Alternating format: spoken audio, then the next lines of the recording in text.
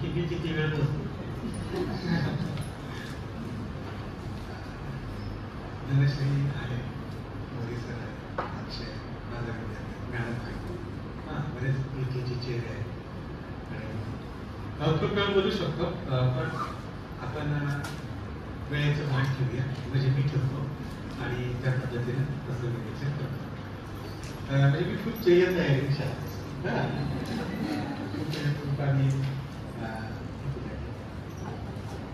खूप चेयत तयारीशी आलो आहे. या विषयात आता माझा परिचय करून देत असताना अक्षयने सांगितलं की गेल्या 29 वर्षांपासून 30वे वर्ष आहे आणि त्यामुळं खूप आहे, पण त्यातल्या काही मोजक्या बाबी मी आता तुमच्यासमोर सादर करतो. मला निमंत्रण देणारे आमचे ज्येष्ठ सहकारी डॉक्टर पवार सर, ज्यांच्या सहवासात माझी या विद्या प्रतिष्ठानच्या कॅम्पसमध्ये जडणघडण झाली. आमचे ज्येष्ठ मार्गदर्शक केळेकर सर, सत्पुते मॅडम, काळे मॅडम आमच्या विद्यार्थिनी आहेत, हे आत्ता त्यांनी मला सांगितलं.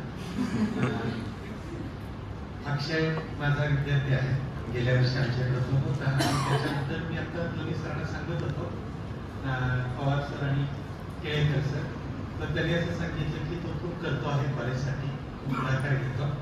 आमच्या कॉलेजमध्ये तो गेल्या वर्षी आला आणि सगळ्यांच्या गळ्यातला दायित्व होता, चांगला मुलगा आहे. आता प्रस्तावित करणारे प्रवीण नरुटे, तुम्ही खूप चांगलं भाषण केलं, म्हणजे तुम्ही बोलत राहिला असता तरी मराठी भाषा गौरवदिन साजरा झाला असता. इतकं चांगलं तुम्ही भाषण केलं.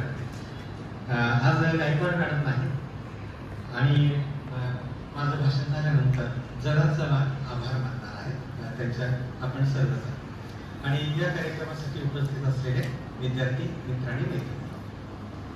सगळं भाषण रेकॉर्ड करणार आहे, सगळं भाषण रेकॉर्ड करणार आहे, म्हणजे मला जपून बोला.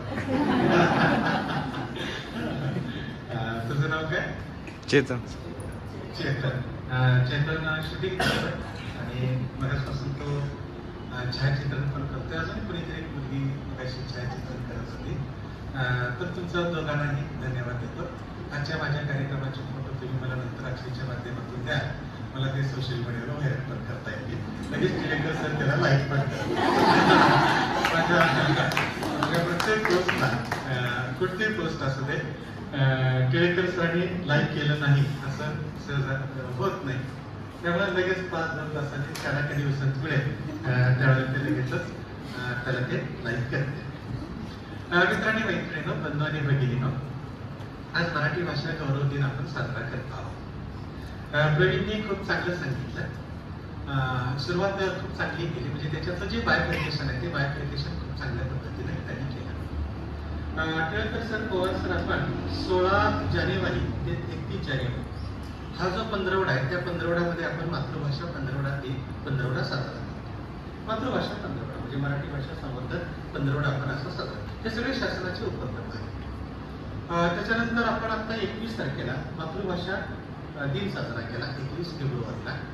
आज 27 फेब्रुवारी मराठी भाषा गौरव दिन साजरा करतो आणि 1 मेला आपण मराठी राजभाषा दिन साजरा करतो. थोडीशी लोकांची गल्लत होते, कधी पण काही पण बोलतात, तर ती गल्लत अगदी सुरुवातीला. आणि माझं ते काम, मी माझ्या भाषणाची प्रस्तावना जी करणार होतो ती प्रस्तावना प्रवीण नरुटे यांनी केली आणि माझा वेळ वाचवला. तुम्हाला धन्यवाद, तुम्ही ते चांगलं काम केलं. मित्रांनी, मैत्रिणींनो, मी ज्यावेळेला SY BA होतो त्यावेळेला 1988च्या दरम्यान कवी कुसुमाग्रज यांना ज्ञानपीठ पुरस्कार मिळाला. आताचा ज्ञानपीठ पुरस्कार आपल्याला सर्वांना माहिती आहे, गुलजार यांना मिळाला. कवी गुलजार यांना ज्ञानपीठाचा पुरस्कार मिळाला. ज्ञानपीठाचा पुरस्कार मिळणं म्हणजे भारतीय साहित्याचा नोबेल प्राइज मिळणं, नोबेल पुरस्कार मिळणं इतका तो महत्वाचा पुरस्कार आहे. 1988 साली हा पुरस्कार कवी कुसुमाग्रज यांना मिळाला.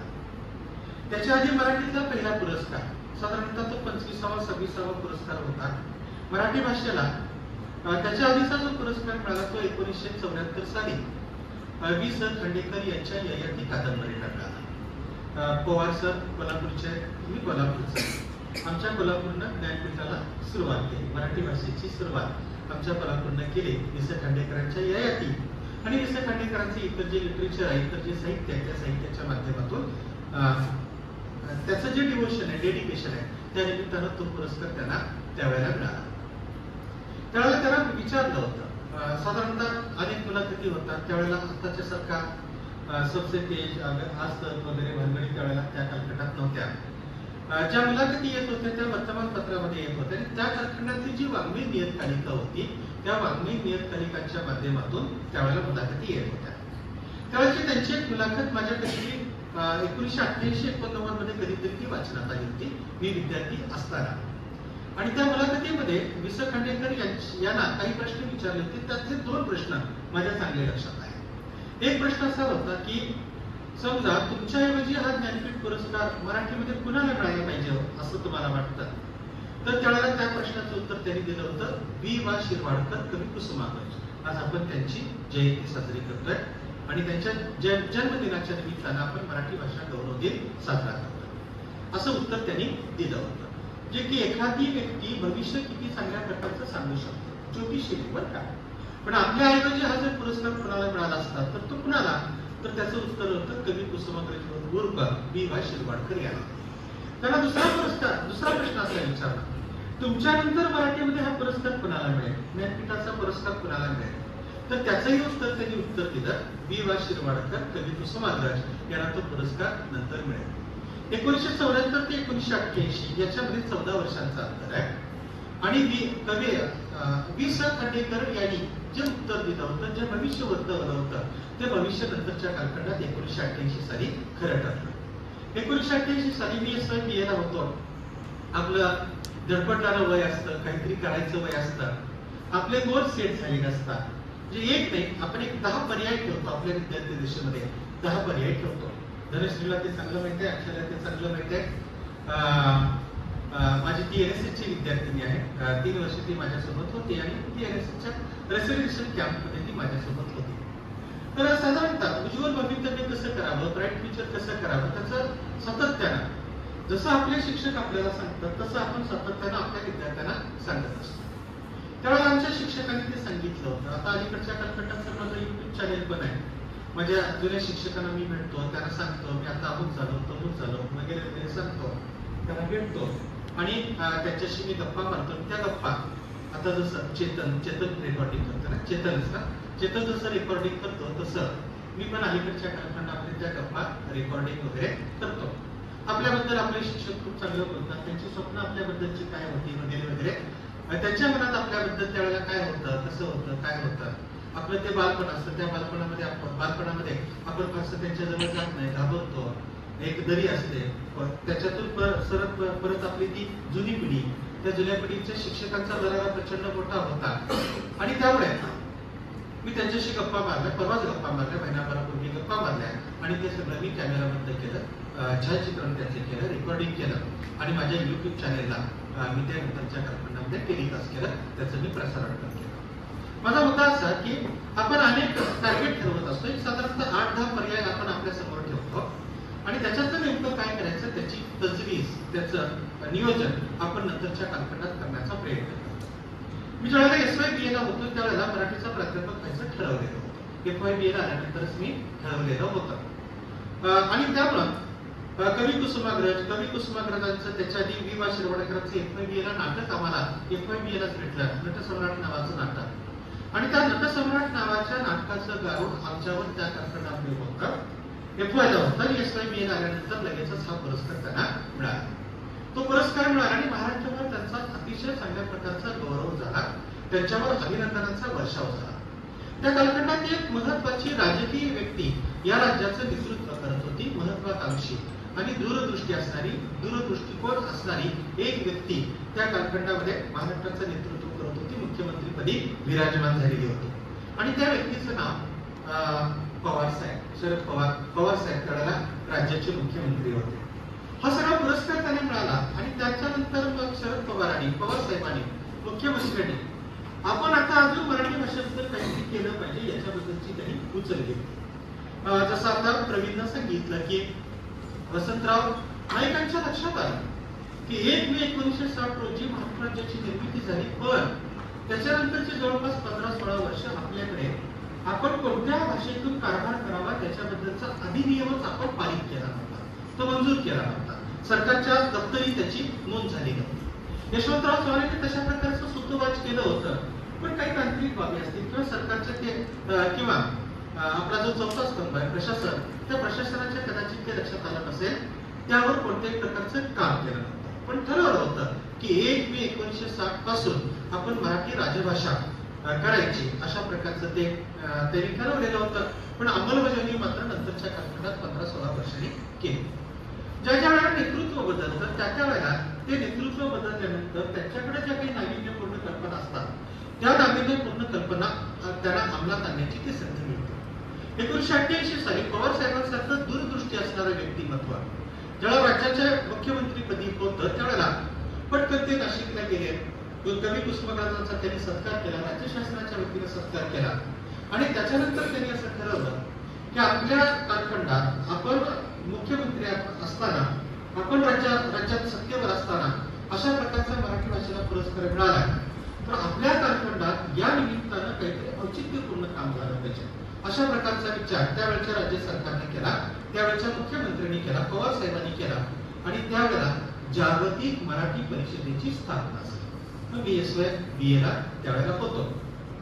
आमच्या घरात ब्लॅक व्हाईट टीव्ही होता. आमच्या गावामध्ये जे 2-3 टीव्ही होती, त्या टीव्ही होती त्यापैकी एक टीव्ही आमच्या घरामध्ये होता आणि मी भारावून गेलेलो होतो. FY BA आल्यानंतर आता मराठीचा प्राध्यापक व्हायचा आहे, येणाऱ्या 5 वर्षात कोणत्याही परिस्थितीमध्ये 5 किंवा 6 वर्षामध्ये कोणत्याही परिस्थितीमध्ये मराठीचा प्राध्यापक व्हायचा हे मी ठरवलेलं होतं आणि मराठीच्या बाबतीमध्ये विशेषतः भाषेच्या बाबतीमध्ये नेमकं काय काय घडतंय ते त्याच्यावर मी लक्ष ठेवून होतो.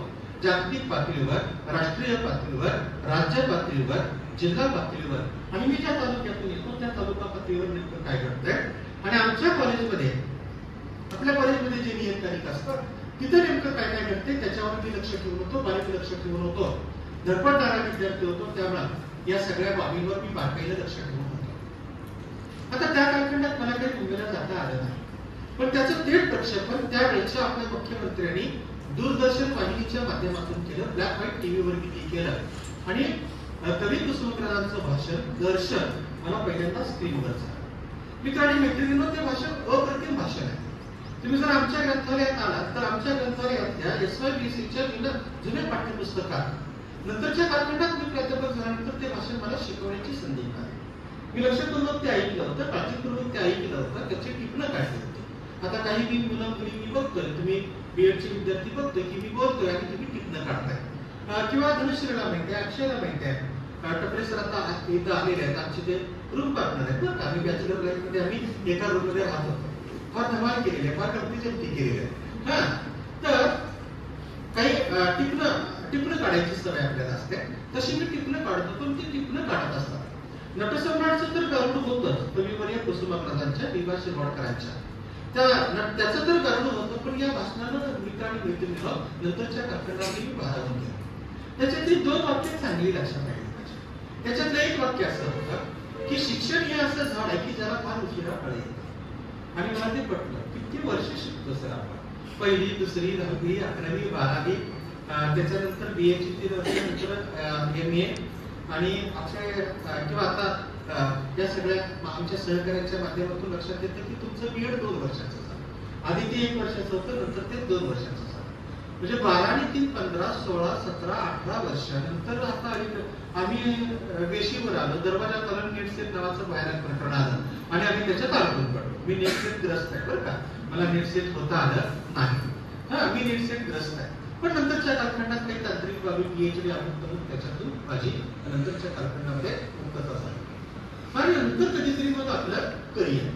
आमच्या गावातली एक मुलगी एक 5-6 महिन्यांपूर्वी तिचा कंबाईनचा निकाल लागला, UPSCचा निकाल लागला. मी तिच्या वयाचा हिशोब केला, तिच्याशी मी बोलतो. तिनं डिग्री प्राप्त केल्यानंतर 7 वर्षांनी तिला MPSCची पोस्ट तिच्या पदरात पाडून घेता आली. म्हणजे डिग्री प्राप्त केल्यानंतर 7 वर्ष. या पार्श्वभूमीवर कविवर्य कुसुमाग्रजांचे हे जे विधान आहे, शिक्षण हे असं झाड आहे की ज्याला फार उशिरा फळं येतात. मित्रांनी मैत्रिणींनो, त्याच्यातून मी एक लक्षात घेतलं की आपण शिक्षण प्राप्त करत असताना आपल्याला संयमाने घ्यावं लागेल. जाता जाता तुमची जी परिस्थिती, त्या परिस्थितीवर थोडंसं बोलतो मी, ते एकाच वाक्यामध्ये बोलतो मी.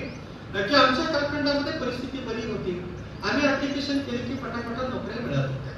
1994 साली अक्षय मला मी 35-36 ठिकाणी ऍप्लिकेशन केलं होतं. 3 ठिकाणी मुलाखती दिल्या, त्यापैकी 2 ठिकाणी माझं सिलेक्शन झालं. 2 ठिकाणी सिलेक्शन झाल्यानंतर नंतरच्या कालखंडात मी मुलाखती देणं, निमंत्रण जर आहे, इंटरव्ह्यू कॉल जरी आला तरी मी नंतर मुलाखती देणार मी नंतरच्या कालखंडामध्ये बंद केलं. 1994 साली मी इथं आलो, हा कॅम्पस बघितला, कॅम्पसच्या प्रेमात पडलो आणि पुण्यामध्ये नोकरी मिळवत असताना सुद्धा, प्राध्यापकीची नोकरी मिळत असताना सुद्धा मी असं ठरवलं की आपण या कॅम्पसमध्ये राहायचं, इथंच मराठीचा प्राध्यापक व्हायचा आणि आपली प्राध्यापकीची कारकीर्द आपण इथं उज्ज्वल करायची, असा त्यावेळेचा मी निर्णय घेतला. कदाचित मी पुण्यात गेलो असतो तर संकुचित राहिलो असतो. इथं राहिल्यामुळे मी नंतरच्या कालखंडात व्यापक झालो. आता माझा अक्षयने परिचय करून दिला आणि हे सगळी तुमची कामं सुरू असताना परिचय, अमुक प्रस्तावना करायला माझ्या कानात मला सर विचारत होते, टिळेकर सर मला विचारत होते की तुमची किती पुस्तकं प्रकाशित झाली. माझी 4 पुस्तकं प्रकाशित झाली. पुण्यात राहिलो असतो तर कदाचित आळशी राहिलो असतो. इथं आल्यानंतर मी कार्यप्रवृत्त राहिलो, कार्यमग्न राहिलो. म्हणून सर माझ्या एका पुस्तकाचं नाव आहे कार्यमग्न. माझं जे पहिलं पुस्तक आहे ते माझा पीएचडीचा प्रबंध आहे. तो पीएचडीचा प्रबंध थोडस मी माझ्याबद्दल सांगतोय, म्हणजे की परिचय तर त्याने करून दिलाच आहे. दलित व दलितेतर कथाकारणी केलेलं दलित जीवनाचं चित्रण, याच्यावर मी पीएचडी केली. ती पीएचडी करत असताना सातपुते मॅडम, मी त्या कालखंडामध्ये 2004 ते 2006 या 2 वर्षांच्या कालखंडामध्ये मी 5000 कथांचं वाचन केलं. कवी म्हणजे कुसुमाग्रजांच्या दिनानिमित्त, म्हणजे की मराठी भाषा गौरव दिनाच्या निमित्तानं मी तुमच्याशी बोलतो आहे. आणि मी किती वाचन केलं ते मी आवर्जून तुम्हाला सांगतोय की त्यातून आपल्याला प्रेरणा येते की आपल्याला किती वाचावं लागतं, काय करावं लागतं. तुमचा विषय कोणताही असो, जीवनाच्या कोणत्याही क्षेत्रामध्ये तुम्ही असू द्या, आपल्याला वाचावं लागतं. म्हणून तर बाबासाहेब आंबेडकर एका भाषणामध्ये असं म्हणतात, वाचाल तर वाचावंच लागेल, आपल्याला वाचावं लागेल, तरच नंतरच्या कालखंडामध्ये आपण तरुण जाऊ. नंतर माझ्या मित्रमैत्रिणीने आग्रह केला आणि मला सांगितलं, दादागिरी केली की आता तू वाचायचं नाही, तू थेट लिहायला सुरुवात करायची. आणि मग मी लिहायला सुरुवात केली. त्याच्यातल्या 1250 कथांची मी निवड केली. 5000 पैकी 1250 कथांची निवड केली. आणि तुम्ही सगळे बीएडचे विद्यार्थी आहेत, तुम्हाला माहित आहे आकलन, आस्वाद आणि मूल्यमापन. पहिल्या वाचनात आपलं आकलन होतं, नंतरच्या कालखंडात आपण आस्वाद घेतो आणि नंतरच्या वाचनामध्ये आपण त्याचं मूल्यमापन करतो. नंतर कधीतरी अर्थनिर्णय करतो, नंतर कधीतरी त्याचे काहीतरी निष्कर्ष काढतो. म्हणजे त्या ज्या 1250 कथा होत्या, त्या 1250 कथा नंतरच्या कालखंडामध्ये मी काही कथा 3 वेळेला, काही 4 वेळेला, मी जरा स्लो लर्नर आहे त्यामुळे 5-6 वेळेला काही कथांचं मला नंतरच्या कालखंडामध्ये वाचन करावं लागलं. पण पीएचडीचा प्रबंध खूप चांगला झाला. नंतर तो पीएचडीचा प्रबंध मी पुस्तक रूपाने प्रकाशित केला. माझं ते पहिलं पुस्तक. दुसरं पुस्तक सुंदर प्रवास नावाचं माझं पुस्तक. आता अक्षयना परिचय करून देत असताना सांगितलं, 7 जुलै 2019ला माझ्या सेवेला 25 वर्ष पूर्ण झाली. माझ्या कॉलेजला पण 25 वर्ष पूर्ण झाली. माझ्या सेवेला पण 25 वर्ष पूर्ण झाली. त्या निमित्तानं माझ्या दैनंदिनीच्या संक्षिप्त नोंदी मी पुस्तक रूपाने प्रकाशित केल्या. आज मला सूर्यवंशी सरांची आठवण होते, खेडकर सरांची आठवण होते. हे त्यावेळेला आमचे मार्गदर्शक होते. टिळेकर सर, खेडकर सर हे सगळे त्यावेळेला आमचे मार्गदर्शक होते. काही टिप्स त्यांनी आम्हाला दिल्या. आमच्या शेजारीच बीएड कॉलेज होतं, मध्ये फक्त 2 पायऱ्या होत्या की लगेच आम्हाला बीएड कॉलेजमध्ये जाता येत होतं. तर हे आमचे सगळे ज्येष्ठ सहकारी होते. त्यांनी जाता जाता काही टिप्स दिल्या होत्या. आणि त्या कालखंडातल्या आमच्या कॉलेजचे प्राचार्य डॉक्टर सर खरोसेकर यांनी असं सांगितलं होतं, मराठी भाषेचा प्राध्यापक म्हणून मला त्यांनी असं सांगितलं होतं की सर, या कॉलेजची 25वी साजरी होत असताना मी प्राचार्य कधी नसणार, पण तुम्ही असणार आहात. आणि जर या कॉलेजचा जर इतिहास तुम्हाला लिहावा लागला तर त्याच्या नोंदी तुम्ही आतापासून ठेवा. त्यांनी सांगितलं, सर तुमच्यासारख्या सहकार्याने सांगितलं. बीएड कॉलेज आमच्या शेजारी होतं. मराठीत म्हण आहे बघा, डोळ्या शेजारी बांधा पोळा, बांध नाही पण गुण लागला. बीएड कॉलेजचा या ज्येष्ठ सहकार्याचा गुण आम्हाला लागला. त्यांच्याकडून आम्ही काही शिकलो. त्यावेळेला वक्तृत्व स्पर्धेचं, वादाच्या परीक्षेचं परीक्षण करायला तुम्ही बोलवलं होतं. या सगळ्या शिक्षकांचा त्यावेळेला ओरिएंटेशन कोर्स होता. या सगळ्या शिक्षकांनी, याच्यापेक्षा मी लहान आहे बरं का मॅडम, याच्यापेक्षा मी लहान आहे, पण त्यावेळेच्या बिरकर मॅडमनी यांनी केलेल्या पुस्तकांचं परीक्षण माझ्याकडे दिलं होतं. मी तपासायला सांगितलं. मला टेन्शन आलं होतं बरं का, माझ्यापेक्षा वयाने मोठ्या असणाऱ्या शिक्षकांनी केलेली पुस्तकाची परीक्षण. मुद्दा असा की या सगळ्या नोंदी ठेवल्या. माझ्या दैनंदिनीमध्ये मी त्या नोंदी ठेवल्या. आज पण तुमच्यासमोर मी व्याख्यान दिलं आणि कोणत्या विषयावर व्याख्यान दिलं. माझ्या व्याख्यानाचा विषय आहे लावण्य आम्हाचा भाग्य बोलवतो मराठी. हे सगळे विषय तुमची कार्यक्रम पत्रिका मी आठवणीने घरी घेऊन जाणार आणि तुमच्या सगळ्यांची नावं काही विसरली तरी मी अक्षयकडनं ते विचारून घेणार, माझ्या दैनंदिन विनंती मी नोंदवून ठेवणार. सुंदर प्रवास नावाचे एक मी पुस्तक ते लिहिलं. या सुंदर प्रवास बद्दल मी का सांगतोय सर, की त्याचं कारण असं की मी फर्ग्युसन कॉलेजमध्ये शिकत असताना एकदा मी महाराष्ट्र साहित्य परिषदेतल्या पुण्यातल्या महाराष्ट्र साहित्य परिषदेच्या माधवराव पटवर्धन सभागृहामध्ये एका व्याख्यानासाठी गेलो होतो. एक व्याख्यान मी ऐकायला गेलो. मी खूप व्याख्यान ऐकले माझ्या विद्यार्थी दशेमध्ये. मी फर्ग्युसन कॉलेजमध्ये पुण्यात आल्यानंतर किंबहुना आता सुद्धा मी खूप व्याख्यान ऐकतो. आपला मराठी साहित्य कट्टा नावाचा कार्यक्रम आहे, आपले विद्यार्थी तो कार्यक्रम चालवतात. शशांक पिंगे नावाचा एक विद्यार्थी तो कार्यक्रम चालवतो. या पंचक्रोशीत आजूबाजूला जर तुम्ही राहत असाल तर महिन्यातून एकदा तो कार्यक्रम असतो. त्या कार्यक्रमाला तुम्ही घ्या. तो माझा विद्यार्थी आहे, पण मी ऑडियन्स मध्ये बसून तो मुलाखत कशी केली हे लक्षपूर्वक मी ऐकतो. त्याला पण भारी वाटतं. आपले सर समोर बसले आणि ऐकतात. म्हणजे प्रत्येक मुलाखत संपल्यानंतर मला एक हळू घरात विचारतो, काय चुकलं असेल तर सांगा. चांगलं झालं का ते विचारत नाही. काय चुकलं असेल तर ते काय चुकलं असेल तर ते सांगा. आपण बहुश्रुत असलं पाहिजे. मी तो बहुश्रुत होण्याचा मी त्या कार्यक्रमात प्रयत्न करत होतो. मी एका कार्यक्रमाला गेलो. आमचे सर डॉक्टर अरविंद वामन कुलकर्णी ते साहित्य विचार आणि समीक्षा विचार शिकवायचे. मोठा माणूस, क्षेत्रीय संघटनेतला शरद जोशींच्या थिंक टँक मधला एक मोठा माणूस. आम्ही त्यांच्या वक्तृत्वावर, त्यांच्या नॉलेजवर, त्यांच्या ज्ञानावर, आपली पितावर, त्यांच्या प्रेमात आम्ही पडतो. मी पाठीमागं कुठेतरी बसलो होतो. सरांनी सहज पाठीमागं वळून बघितलं. कार्यक्रम सुरू होण्याच्या आधी मी त्यांना पाठीमागे येऊन बसल्याचं त्यांना लक्षात आलं. त्यांनी मला पुढे बोलवलं. त्यांच्या शेजारी एक मोठी व्यक्ती बसली. त्या माधवराव पटवर्धन सभागृहामध्ये एवढेच लोक असायचे, गर्दीपेक्षा गर्दी. तत्वज्ञ फार कमी संख्येनं असतात. तुम्ही सगळे फिलॉसॉफर आहात आणि तुम्ही सगळे गर्दी आहात. तर मला पुढे बोलवलं आणि विचारलं की कुठे आला, काय आला, कसा आला, फर्ग्युसनचे कसा आला. म्हटलं मी चालत आलो. विद्यार्थी होती ना, चालत आलो. म्हटलं त्यांचा शब्द होता पायगाडीला आला असता. तर म्हटलं पायगाडी नाव आहे, चालत आलं. आणि मग शेजारी जी मोठी व्यक्ती बसली त्या सभागृहात बऱ्यापैकी पहिल्या 2 रांगांमध्ये मोठी माणसंच असतात. ते दर्शनालाच आपण भारावून जातो. त्यांनी मला विचारलं की या व्यक्तीला तू विचारलं का. तर त्याने मी असं म्हटलं, आधीच असं म्हटलं, माफ करा मी ओळखलं नाही. मोठ्या माणसाबद्दलच बोलतायत म्हटल्यानंतर मी आधीच माफी मागितली, माफ करा मी ओळखलं नाही. तर त्यांनी मला असं सांगितलं की अरे बाबा हे कवी कुसुमाग्रजांचे भाऊ, त्यांचं नाव के.रम. शिरवाडकर. बरं का, के.रम. शिरवाडकर असं त्यांचं नाव. मग आमच्या गप्पा सुरू झाल्या. त्या गप्पांमध्ये त्यांनी मला असं विचारलं, ते मार्क्सवादी समीक्षक होते. आमचे कुलकर्णी सर आम्हाला समीक्षा शिकवत होते. त्याच्यात मार्क्सवादी समीक्षा येतच होती आणि ते मार्क्सवादी समीक्षक म्हणून आम्हाला ते माहित होतं. त्यांनी मला पुढचा प्रश्न विचारला. परत माझी दाढी फुल झाली, माझी विकेट निघाली. त्यांनी मला विचारलं की तो प्रवास सुंदर होता या नावाचं एक पुस्तक त्यांनी दिलं, ते पुस्तक तू वाचलंस का. तर माफ करा म्हटलं की मी ते पुस्तक वाचलेलं नाही. तो प्रवास सुंदर होता हे पुस्तक कवी कुसुमाग्रज हे जे काही कुटुंब आहे त्या कुटुंबाबद्दल त्यांनी ते लिहिलेलं आहे. जे या कुटुंबामध्ये कुसुमाग्रज हे नाव पण तुम्हाला माहित आहे. कुसुम हे एका मुलीचं नाव आहे, त्यांच्या बहिणीचं नाव आहे. त्याच्या आधी त्यांचा जन्म झाला म्हणून त्यांचं नाव त्यांनी आपल्या स्वतःचं नाव तयार करून घेतलं कुसुमाग्रज. कुसुमच्या आधीचा जन्म, अग्रज म्हणजे मोठा भाऊ, कुसुमाग्रज. जसं तिकडे केशव सूत म्हणजे मुलगा, कृष्णाजी केशव दामले यांचा मुलगा, केशव दामले यांचा मुलगा आणि त्याचं नाव केशव म्हणून त्या कवीचं नाव केशव सूत. त्र्यंबक बापूजी ठुमरे पण त्यांनी आपलं नाव घेतलं बाळकडे. नारायण मुरलीधर गुप्ते पण त्यांनी कविता केली बी या नावाने. त्यांचं कौतुक करताना आचार्य एका ठिकाणी असं म्हणतात, त्यांचं नाव जरी बी असलं, ABCD इंग्रजी अल्फाबेट्स, तरी कविता मात्र A1 आहे असं त्यांनी त्यांचं कौतुक केलं. हे सगळे मित्र आणि मैत्रिणींना तुम्ही बीएड करणारे विद्यार्थी येणार, हे सगळी टोपण नावं तुम्हाला माहित आहे.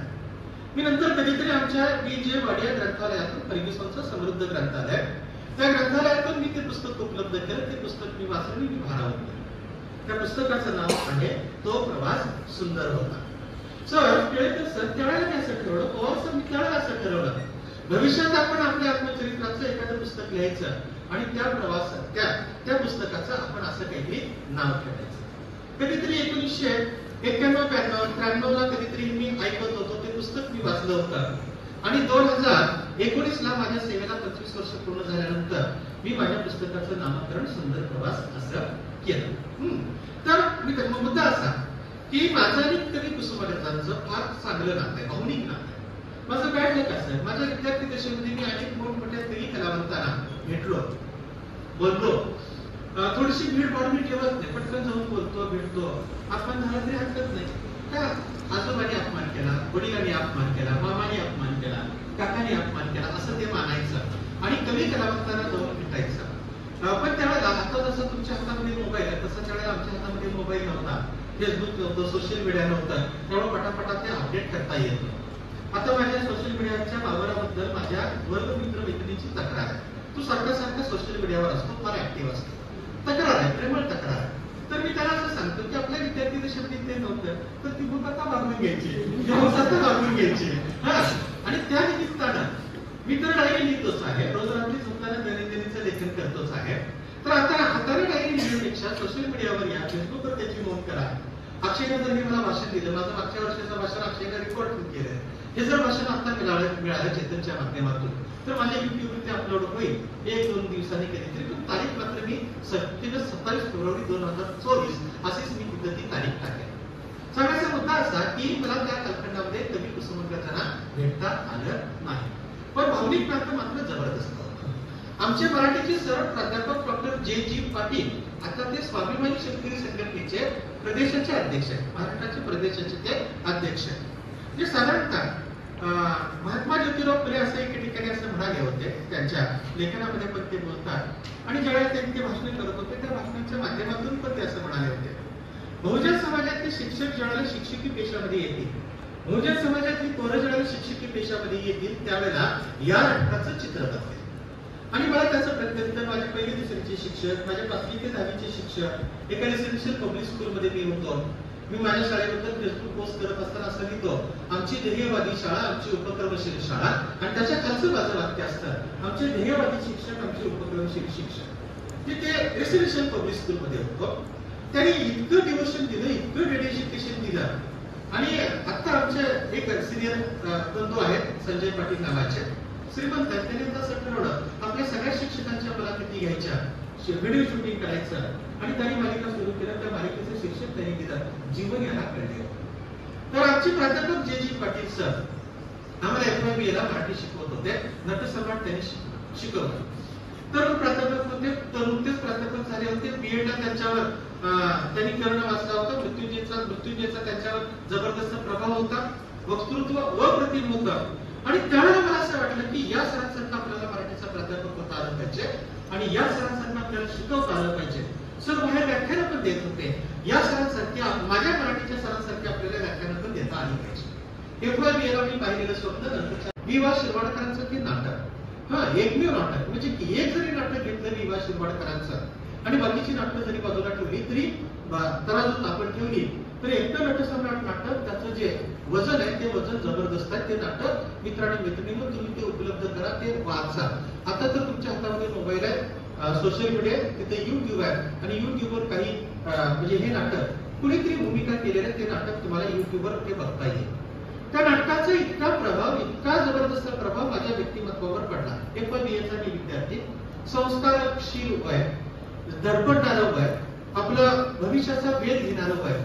ते नाटक आम्हाला सरांनी पण खूप चांगलं शिकवलं आणि आम्ही पण ते चांगलं आत्मसात केलं. सर्वात महत्वाचं म्हणजे की नाटक तर ते अप्रतिमच नाटक आहे. त्याच्यात आबासाहेब इंगवलकरांची भूमिका आम्ही ज्यावेळेला शिकवत होतो त्यावेळेला डॉक्टर श्रीराम लागू यांनी केली होती. नंतर त्याच्यात सतीश दुभाषींनी केली, आणखी अनेक लोकांनी केली आणि अलीकडच्या कालखंडामध्ये नटसम्राट नावाचा सिनेमा आला आणि त्या सिनेमामध्ये नाना पाटेकर यांनी आबासाहेब इंगवलकर यांची भूमिका केली. मध्यंतरी लॉकडाऊनच्या आधी 2020च्या जानेवारीमध्ये केडगावच्या कॉलेजमध्ये माध्यमांतर या विषयावर एक चर्चासत्र झालं होतं. तिथं मी रिसोर्स पर्सन होतो आणि त्या रिसोर्स पर्सन मध्ये अनेक साहित्य कृतींचं माध्यमांतर होऊन नंतरच्या कालखंडामध्ये त्याचं चित्रपटांमध्ये रूपांतर झालं. या विषयावर मी तिथं बोललो होतो आणि तिथं बोलत असताना मी माझं निरीक्षण असं सांगितलं की नटसम्राट नावाचं नाटक पुस्तकात जसं भावतं, नंतरच्या कालखंडात मी फर्ग्युसन कॉलेजमध्ये शिकत असताना यशवंत दत्तानी केलेला नटसम्राट मी बालगंधर्व थिएटरमध्ये मी जाऊन बघितला, ते पण मी बघितलं, ते पण मला भावलं.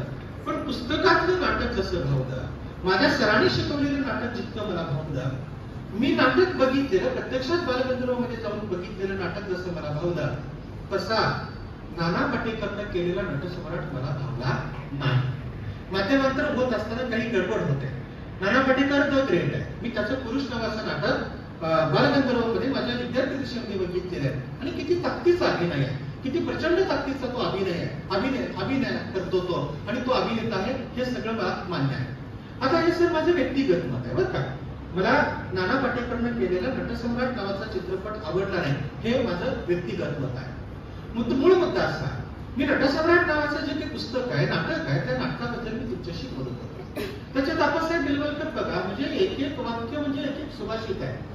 आप्पासाहेब बेलवलकर स्टेजवर येतात, ते बोलतात आणि ते बोलत असताना ते असं म्हणतात की त्यांना मिळालेली जी प्रॉपर्टी आहे, निवृत्त होत आहेत ते आता रंगभूमीवर, ते निवृत्त होत आहेत, नाटककार म्हणून ते आता नंतरच्या कालखंडात ते निवृत्त होत आहेत, आणि त्यांना जी काही कमाई झाली, त्यांनी जी काही कमाई केली ती कमाई आता मुलांना, एक मुलगा आणि एक मुलगी याला ते वाटतायत आणि वाटून टाकतायत, प्रॉपर्टी वाटतायत, आणि आपण आता मोकळे होत आहे. म्हणजे की या सगळ्या जंजाळातून, संसारातून आपण मोकळे होऊया, पोराला देऊया, पोरीला देऊया, असं त्या कालखंडामध्ये ते ठरवत आहे.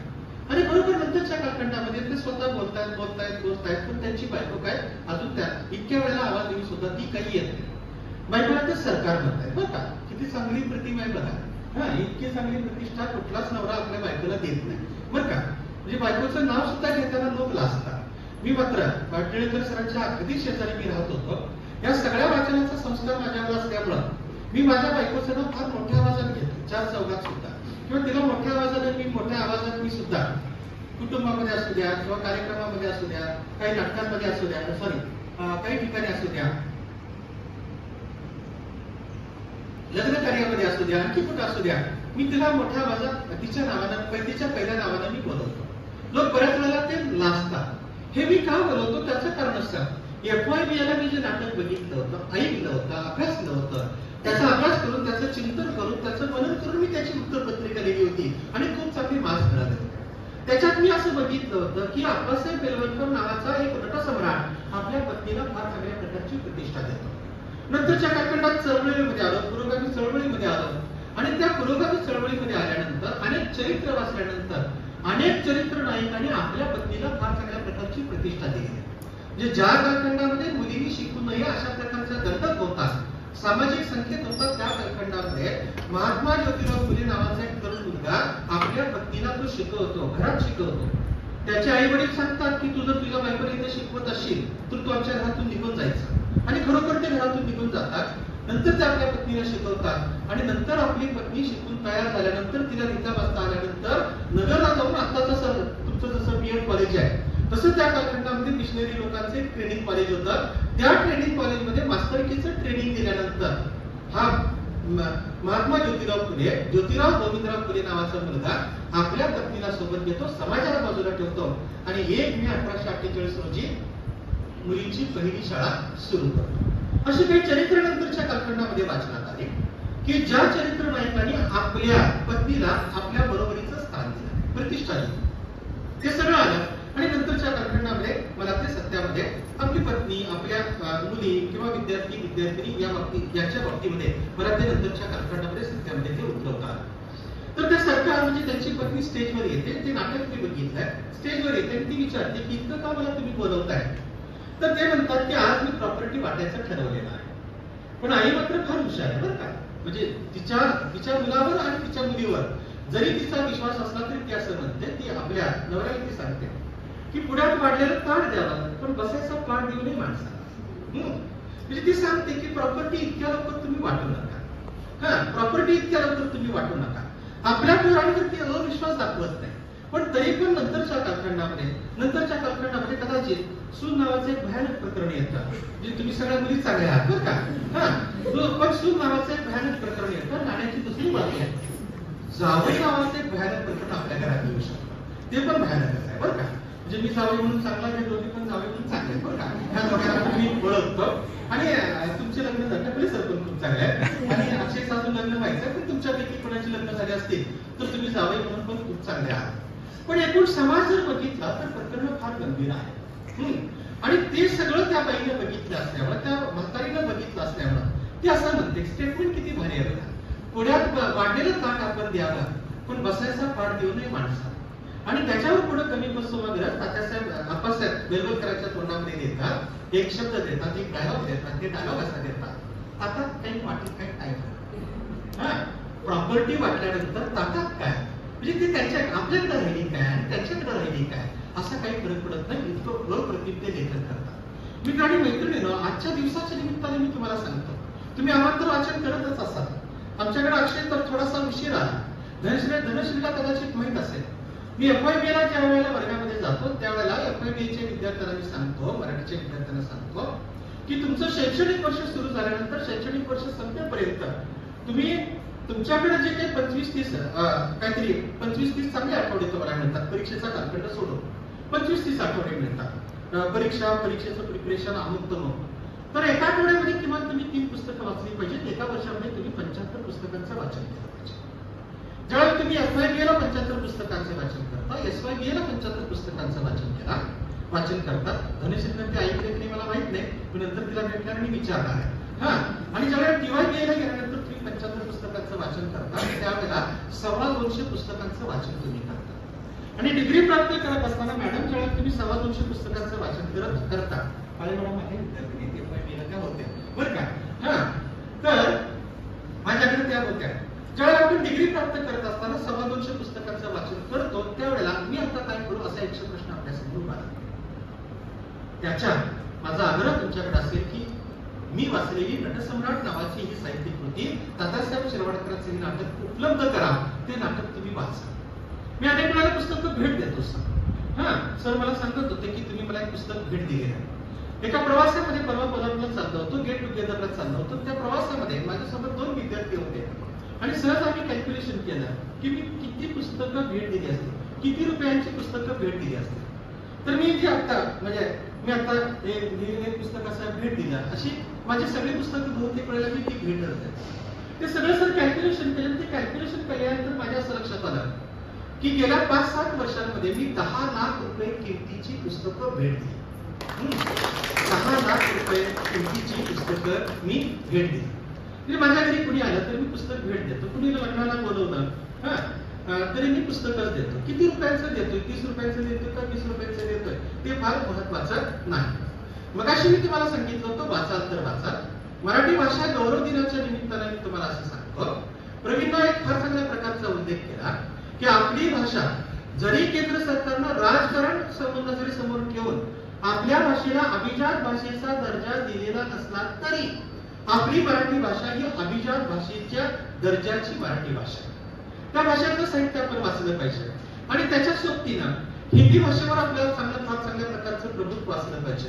त्याच्या सोबतीनं इंग्रजी भाषेवरचं आपलं फार चांगल्या प्रकारचं प्रभुत्व असलं पाहिजे आणि भविष्याचा वेध घेता आला पाहिजे.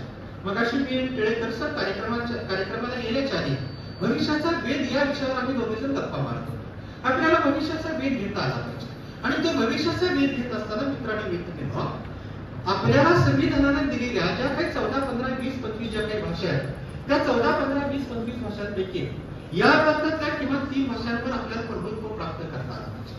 म्हणजे मराठी, हिंदी, इंग्रजी या देशातल्या 3 भाषांवर आपल्याला प्रभुत्व प्राप्त करता आलं पाहिजे. आणि जगाच्या बाजारपेठेमध्ये जगाचा जर विचार करत असताना आता इथून पुढे जगावर राज्य कोण करेल? रशिया तर संपलं. 1991 सालीच रशिया संपला. रशियाची शकलं झाली, बॅडलं त्यांचं बॅडलं. पण मी ज्यावेळेला TYBA होतो त्यावेळेला इथं महासत्ता होत्या, 2 होत्या आणि एकमेकांवर अंकुश होता. त्यामुळे जग शांततेत होतं. युद्ध वगैरे काय भानगड नव्हती, कारण दोघांना पण माहित होतं आपण जर कुरापत काढली तर दुसरी महासत्ता त्याच्यामध्ये उतरेल आणि दुसरी महासत्ता त्याच्यामध्ये उतरल्यानंतर नेमकं काय होईल आपल्याला ते सांगता येणार नाही. पण 1991 नंतर रशियाची शकलं झाली आणि मग रशिया युक्रेन त्याचाच एक भाग होता. गेली 2 वर्ष त्यांचं युद्ध सुरू आहे. पुतीन आणि तो दुसरा कुणीतरी तिथला राष्ट्राध्यक्ष, त्या दोघांचं ते युद्ध सुरू आहे आणि साधारणतः जगभरातले सगळे राष्ट्रप्रमुख जर आत्ताच्या कालखंडात आपण लक्षात घेतले तर असं लक्षात येतं की सगळ्यांना आता युद्धाची खुणखुण आहे. पण मराठी भाषा गौरव दिनाच्या निमित्तानं मला एक गोष्ट सांगावीशी वाटते, एक संदेश द्यावासा वाटतो की बाबांनो, आम्हाला युद्ध नको, आम्हाला बुद्ध आहे. आणि तो बुद्ध आपल्याला कुठून मिळेल तर मित्रांनी मैत्रिणींना आपल्याला वाचनातून मिळेल. आपले ट्रान्समिटर्स, आपले पंचज्ञानेंद्रिय आपण ज्यावेळेला ओपन ठेवतो त्यावेळेला सगळं आपल्याला बघायला मिळतं. गेल्या शुक्रवारी आमचे एक सिनियर गुरुबंधू माझ्या गावातले, मी कोल्हापूर जिल्ह्यातला, ते कमाल हॉस्पिटल बानवडीला मिलिटरीतून ते निवृत्त झाले. ते थोडेसे आजार आहेत म्हणून तिथं ते ऍडमिट झाले. त्यांचं स्टेटस मी बघितलं होतं.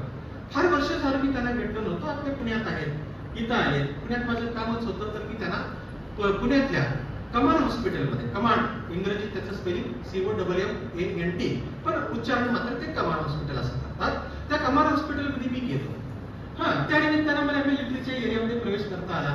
मिलिटरीचं कल्चर काय आहे आणि ही मिलिटरी आता काम करणाऱ्या आपल्या सैनिकांना आणि निवृत्त झालेल्या सैनिकांना कोणत्या प्रकारच्या मेडिकल फॅसिलिटीज देते याचं मला जवळून दर्शन झालं, अप्रतिम ते दर्शन झालं. मिलिटरी काय करते, मिलिटरीचं मुख्य काम काय, युद्ध करणं हे त्यांचं मुख्य काम. पण मी ज्यावेळेला तिथे प्रवेश केला, तो प्रवेश करत असताना तिथल्या गेटवर त्यांनी गौतम बुद्धाची मूर्ती विराजमान केली. गौतम बुद्धाचं, महात्मा गौतम बुद्ध, तथागत गौतम बुद्ध कशाचं प्रतीक आहे, शांततेचं प्रतीक आहे. शांततेचं प्रतीक आहे. त्यांना युद्ध नको आहे, तो राजपुत्र होता. युद्ध बघूनच तर त्याने त्या सगळ्या गोष्टीचा त्याग केला. त्यांचं पण ते चरित्र तुम्ही वाचा. त्याच्यातून तो बाहेर पडला आणि वैराग्य प्राप्त केला. आणि ते वैराग्य प्राप्त केल्यानंतरच्या कालखंडामध्ये त्यांना बुद्ध अवस्था प्राप्त झाली आणि मग ते गौतम बुद्ध झाले, भगवान झाले. भगवान अवस्था त्यांना प्राप्त झाली. मला तिथे गेल्यानंतर मी बघितलं, ते डोळसपणानं बघितलं की युद्धभूमीवर, म्हणजे की जिथं मिलिटरी आहे तिथं गौतम बुद्ध आहे, महात्मा गौतम बुद्ध, तथागत गौतम बुद्ध यांची मोठीच्या मोठी मूर्ती तिथे त्यांनी विराजमान केलेली आहे. आणि तिथे खाली कोट लिहिलेले आहे. त्या कोटमध्ये त्यांनी असं सांगितलंय, तुमच्या व्यक्तिमत्वाचे लेखक तुम्हीच आहात आणि तुमच्या रोगाचे लेखक तुम्हीच आहात, असं महात्मा गौतम बुद्ध सांगतात, तथागत गौतम बुद्ध सांगतात. मी परत नटसम्राटकडे येतो. त्या नटसम्राटमध्ये नंतर इतके अप्रतिम स्वागत आहे, अप्रतिम स्वागत आहे. त्यानंतरच्या कालखंडात नात होते, त्या नातीला ते सोबत घेतात, नाती सोबत खेळतात आणि ते बडबड गीतं म्हणतात. सूर म्हणतो साथ दे, दिवा म्हणतो वाद दे, उन्हामधल्या म्हाताऱ्याला फक्त तुझा हात दे, बरं का, वगैरे वगैरे ती बडबड गीतं. जी बडबड गीतं आपण लहानपणी ऐकली, तुमच्या माझ्या बालपणी जी बडबड गीतं आपण आपल्या आई वडिलांच्याकडून, आजी आजोबांच्याकडून जी बडबड गीतं ऐकलेली आहेत, ती बडबड गीतं सगळी ते तिथं बोलतात. अप्रतिम अशी ती बडबड गीतं बोलतात. आणि त्याच्यामध्ये काही जी स्वगत येतात, त्या स्वगतामध्ये त्याच्यातलं एक जे स्वगत आहे नंतरच्या कालखंडामध्ये, ज्यावेळेला मुलगा त्याला त्या दोघांना पण घरातून बाहेर काढून टाकतो आणि नंतर ते लेकीकडे जातात. त्यांनी लेख सुद्धा नंतरच्या कालखंडामध्ये ते लेकीला तारेने कळवतात, अमुक अमुक स्टेशनवर आम्ही आलोय, आम्हाला घ्यायला या. पण बराच वेळ ते म्हातारी वाट बघतायत, पण काय जावई येत नाही, लेख येत नाही. तोपर्यंत त्यांनी प्रॉपर्टी वाटून टाकलेली असते, बराच कालावधी गेलेला असतो. आणि मग ती या अप्पासाहेब बेलवलकरांची पत्नी विचारते, तर तुम्ही खरंच पाठवली ना? तर त्याच्यावर विभा शिरवाडकर तिथं खूप चांगलं लिहितात, मी तार पाठवली, तार त्यांच्यापर्यंत पोहोचली असेल.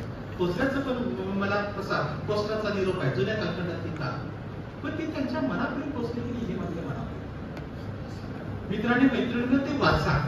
विद्यार्थी दिवशी नटसम्राट नावाचं नाटक वाचा. विभा शिरवाडकरांची कविता तुम्ही वाचा, त्यांची नाटकं वाचा, इतर नाटकं तुम्ही वाचा.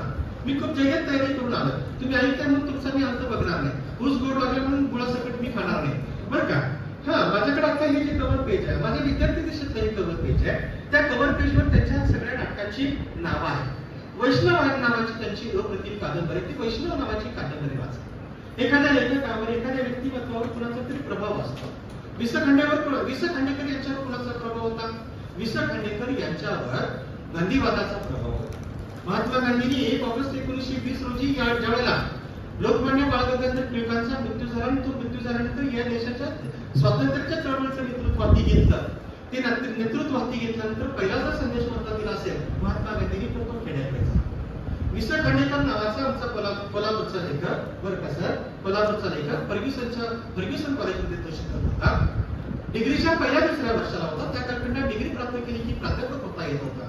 पण महात्मा गांधींनी संदेश दिल्यानंतर मी पोरगा खेड्यात गेलं, शिरोड्याला गेलं, कोकणात गेलं आणि मग सगळ्यांनी ठरवलं त्यावेळेला, त्या कालखंडाच्या तरुणांनी ठरवलं आपल्या मर्यादेत राहून आपल्याला जे काम करता येतं तशा प्रकारचं काम आपण करू. वि स खांडेकरांनी तिथं जाऊन शाळा स्थापन केली. त्या शाळेचे ते मुख्याध्यापक झाले. अप्रतिम शाळेची त्यांनी निर्मिती केली आणि त्याच्यानंतर त्यांनी खूप चांगल्या प्रकारचं ते काम केलं.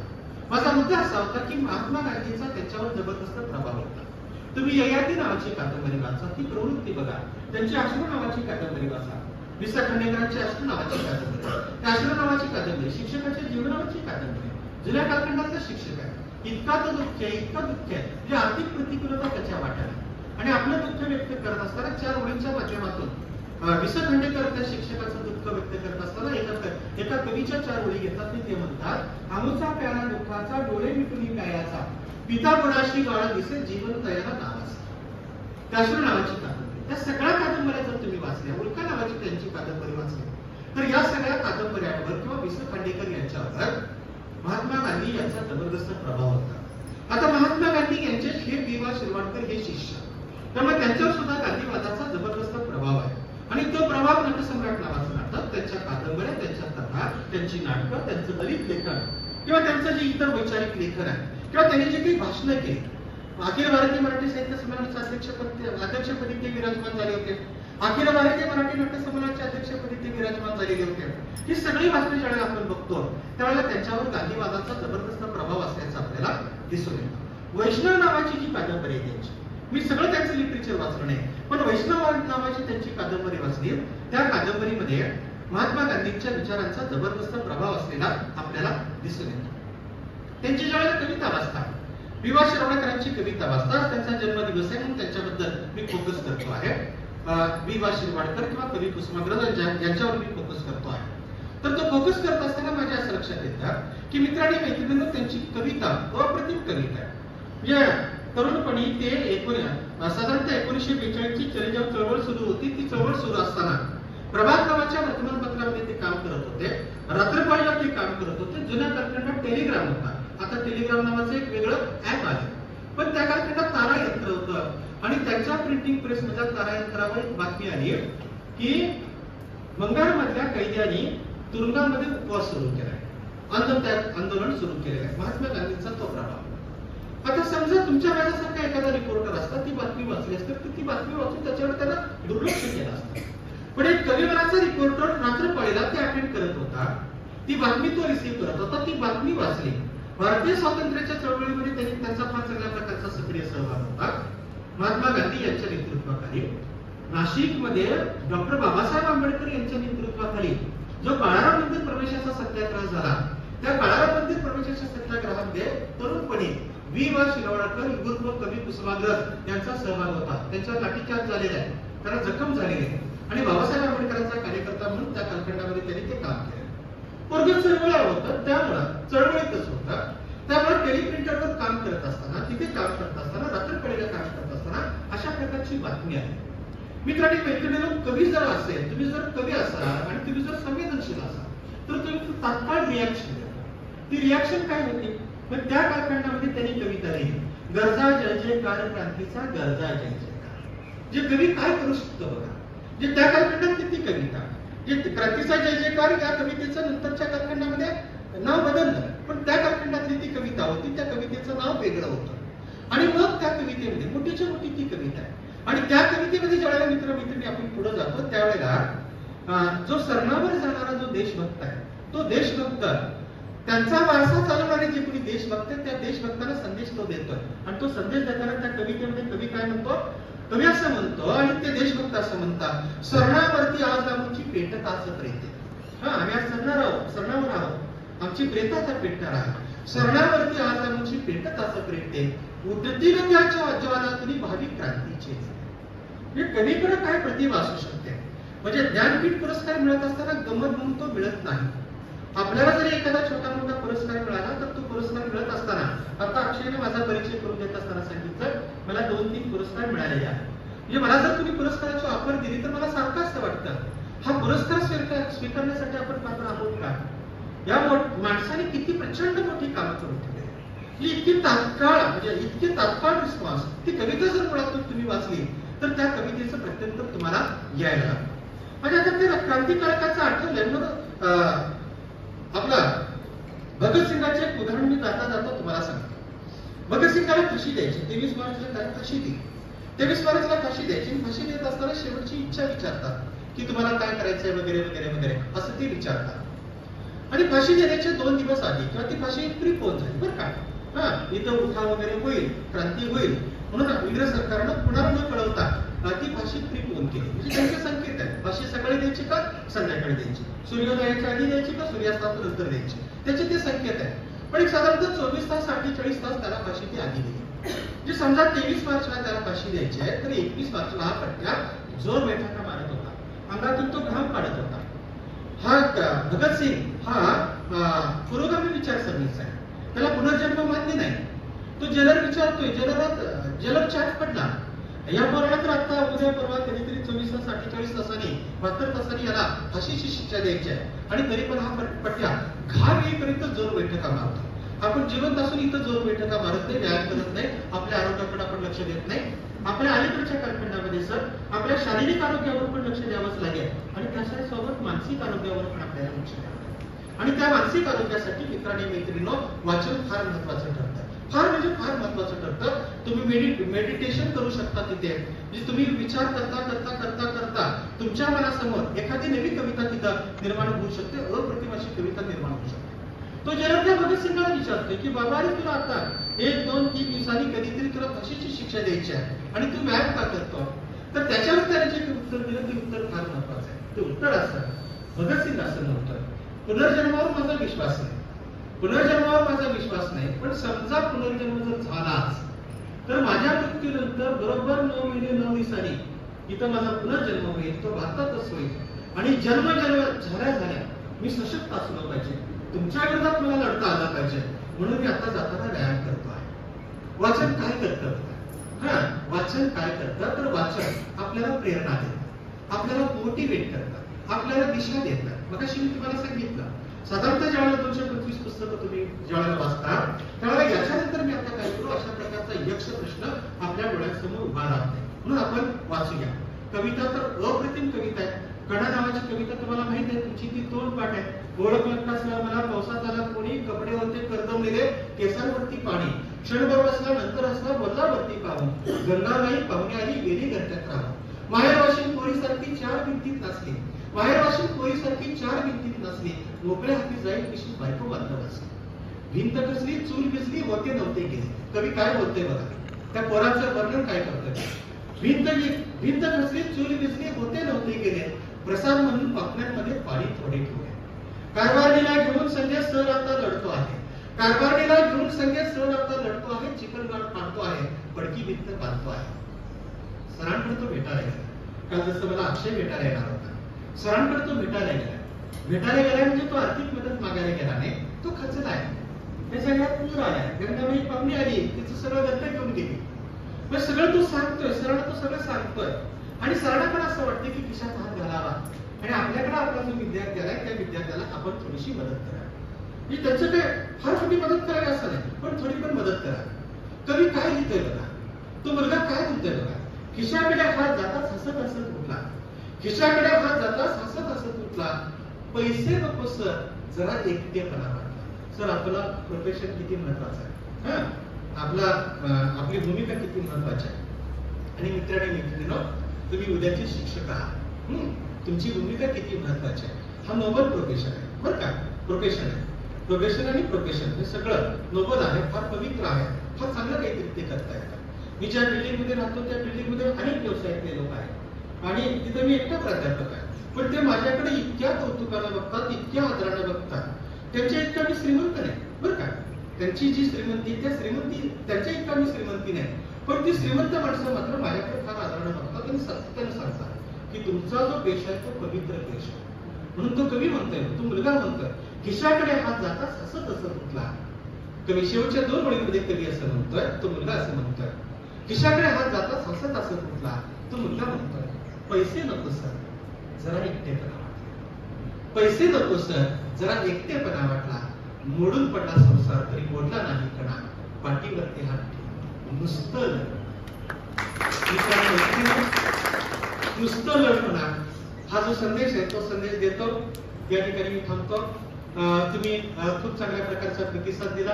टिळेकर सर, पवार सर दोन्ही मॅडमने खूप चांगल्या प्रकारचा प्रतिसाद दिला. तुम्ही सगळ्यांनी फार चांगल्या प्रकारचा प्रतिसाद दिला. तुमचे डोळे माझ्याशी बोलत होते, तुमचे कान माझ्याशी बोलत होते, तुमचे बॉडी लँग्वेज माझ्याशी बोलत होते. अजून कवी कुसुमाग्रजांच्या बद्दल, ज्ञानपीठाबद्दल, मराठी भाषेबद्दल, मराठी साहित्याबद्दल, साहित्याच्या इतिहासाबद्दल खूप बोलता येईल. पण तुमचा मी अंत बघणार नाही. भविष्यातले तुम्ही शिक्षक आहात, त्यामुळं या ठिकाणी मी थांबतो.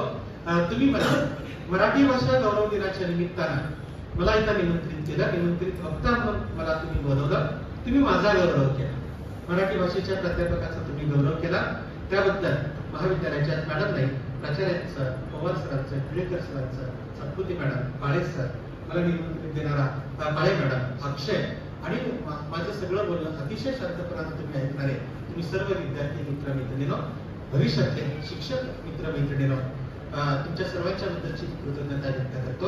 या ठिकाणी थांबतो. मनपूर्वक